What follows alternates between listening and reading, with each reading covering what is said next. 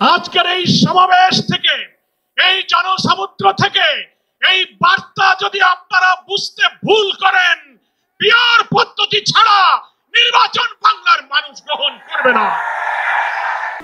দেশপ্রেমিক সকল ইসলামী দল, ব্যক্তিত্ব, স্কলারদের মধ্যে ভিন্নমত থাকা সত্ত্বেও আজকে একটি ঐতিহাসিক ঐক্যের যে পরিবেশ এবং সম্ভাবনা দেখা দিয়েছে, সৈয়দ মোহাম্মদ রেজাউল করিমের আহ্বানে আজকের ঐতিহাসিক মঞ্চে যারা বসে আছেন, তারাই হচ্ছে এই ঐক্যের মহাকাণ্ডারী।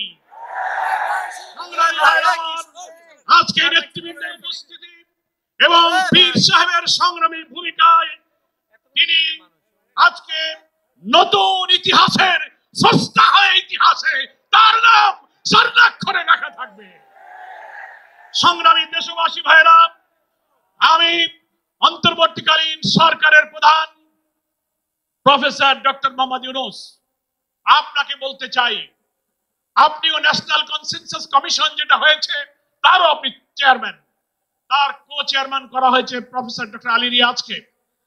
আর নির্বাচন কমিশনের প্রধানকে আমি বলতে চাই, আজকের এই সমাবেশ থেকে, এই জনসমুদ্র থেকে এই বার্তা যদি আপনারা বুঝতে ভুল করেন, পিয়ার পদ্ধতি ছাড়া নির্বাচন বাংলার মানুষ গ্রহণ করবে না।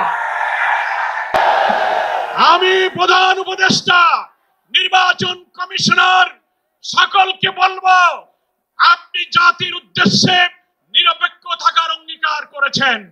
আপনার অঙ্গীকারের প্রতি আপনি সাবধান থাকবেন। আপনার কোন কোন ভূমিকায় জাতির মধ্যে কিন্তু সংশয় তৈরি হয়েছে। পরিষ্কার বলতে চাই, আপনি সোজা থাকবেন। আমরা আমাদের জন্য, কোন দলের জন্য আপনার পক্ষপাতিত্ব চাই না। 2000 ছাত্র জনতার জীবন, হাজার হাজার মানুষের রক্ত, 17-18 বছরের মানুষকে ফাঁসি, অত্যাচার, জুলুম, রিমান্ড, ক্রসফায়ার দিয়ে আলেম ওলামা পীর মাশায়েখদের যে নির্যাতন করেছেন, সেই সংগ্রাম আমরা ব্যর্থ হতে দেব না। ফলে আপনাকে অবশ্যই জাতির যে দাবি উচ্চকিত হয়েছে, নির্বাচনের লেভেল প্লেইং ফিল্ড আপনাকে নিশ্চিত করতে হবে। আপনি জাতির কাছে, জাতির উদ্দেশ্যে ভাষণে একটা কথা বলবেন, being a head of the government একটা কথা বলবেন, রাষ্ট্রীয় টেলিভিশনে একটা কথা বলবেন, কোন একটা দলের কাছে আলোচনায় গিয়ে সে কথা আপনি ভুলে যাবেন। এটা নিরপেক্ষতা ভঙ্গ হয়েছে। আপনাকে বলতে যে আপনি সোজা থাকুন। রাজনৈতিক সংলাপে আপনি দোষ করেননি, বৈঠক করার অধিকার সবার আছে, কিন্তু আপনি এক জায়গায় কথা বলে মত পরিবর্তন করবেন কেন? আপনাকে জাতির সামনে আসতে হবে, সকল দলের সাথে বসে আপনি বলবেন যে ভাই আমাদের এই অসুবিধা, আসুন আমরা সবাই মিলে এটাই করি, আমরা রাজি আছি। কিন্তু আপনার এই ভূমিকায় প্রশ্ন তৈরি হয়েছে, আগামী 8-10 মাস পরে যদি নির্বাচন হয় আপনি সোজা থাকবেন কিনা। আপনাকে এই 8 মাসে নিরপেক্ষতার প্রমাণ আপনাকে দিতে হবে। আপনাকে নির্বাচনের আগে যে শর্ত, মানবতা বিরোধী গণহত্যাকারীদের বিচার অবশ্যই দ্রুত দৃশ্যমান করতে হবে। দিল্লিতে বসে দিল্লির তাবেদার শেখ হাসিনা এই বাংলাদেশকে আবার উস্কানি দিয়ে ভারতের সেবাদাসে পরিণত করার ষড়যন্ত্র করছে। অবিলম্বে নির্বাচনের আগে এই বিচার আমরা দৃশ্যমান দেখতে চাই। সংস্কারের ব্যাপারে অনেকে ঢিলা দিচ্ছেন, বলে ইলেকশন আর সংস্কার একসাথে হবে, ক্ষমতায় গিয়ে করব। কিভাবে বুঝলেন কে ক্ষমতায় যাবে? জনগণের ভোট আগে পান, তারপরে আপনি ক্ষমতায় যাবেন। এই ফ্যাসিবাদী আমলের রাজনৈতিক সাংবিধানিক সরকারের যে কাঠামো তৈরি হয়েছে বাংলাদেশে, এই কাঠামো তছনছ করে দিয়ে নতুন বাংলাদেশের নতুন বন্দোবস্ত এবং কাঠামোর জন্য অবশ্যই মৌলিক সংস্কার প্রয়োজন। এই প্রশাসনিক ব্যবস্থার মধ্যে আমরা নতুন কোন ফ্যাসিবাদ, নতুন কোন হাসিনার আমরা জন্ম দিতে চাই না। এই জন্য সংস্কার আমাদেরকে করতে হবে।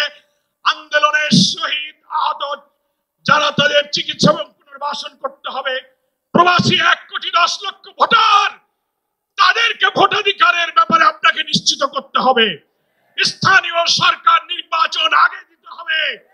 জুলাই সনদ এবং ঘোষণাপত্র অবশ্যই, জুলাই বিপ্লবের বার্ষিকী আমরা 1 তারিখ থেকে 8 আগস্ট পালন করব।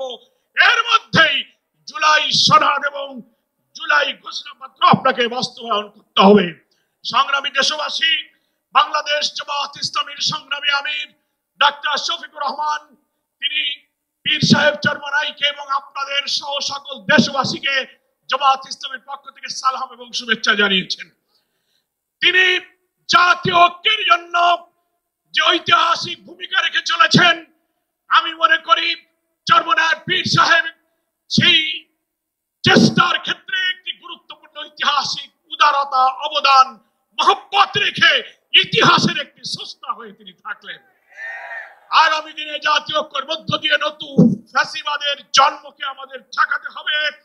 আমরা এই ঐক্যের পেছনে চরমনাইয়ের পীর সাহেবের যে উদারতা, যে আন্তরিকতা, যে মহব্বত, তার মাধ্যমে তিনি যে গুরুত্বপূর্ণ ভূমিকা পালন করেছেন, আমরা দেখতে পাচ্ছি ইতিমধ্যেই বাংলাদেশের গ্রামে গঞ্জে, শহরে, নগরে, বন্দরে ওলামায়ে কেরাম, মুসলিম উম্মাহর নেতৃত্বদানকারী জনগণের এই ঐক্যের পরিবেশ দেখে, আজকে এক মঞ্চে দেখে গ্রামে গ্রামে ঐক্যের জোয়ার শুরু হয়েছে।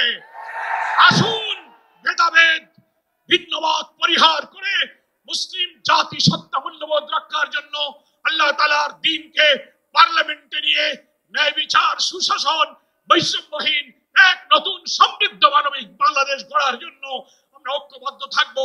সকলকে ধন্যবাদ। বাংলাদেশ জিন্দাবাদ।